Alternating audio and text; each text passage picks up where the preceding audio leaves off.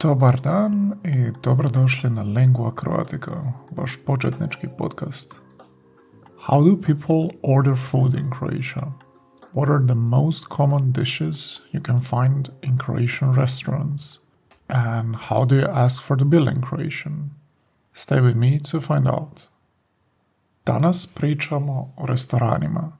Restoran je mjesto gdje možete uživati u ukusnoj hrani i otkriti bogatu gastronomsku tradiciju Hrvatske. U Hrvatskoj postoji mnogo vrsta restorana, od tradicionalnih konoba do modernih fine dining restorana.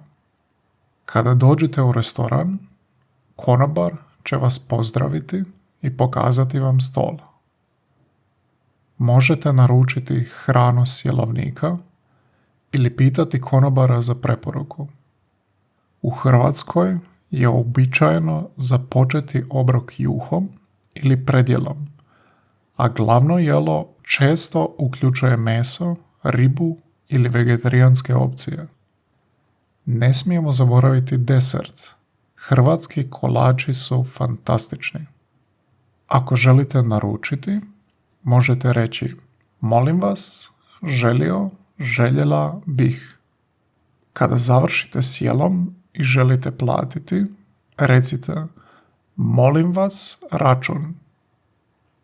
U većini restorana možete plaćati gotovinom ili karticom, ali uvijek je dobro provjeriti unaprijed.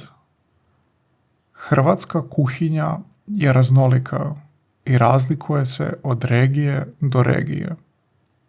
Na obali možete probati svježu ribu, lignje i hobotnicu, dok u unutrašnjosti popularna jela poput janjetine, sarme i slavonskog kulena.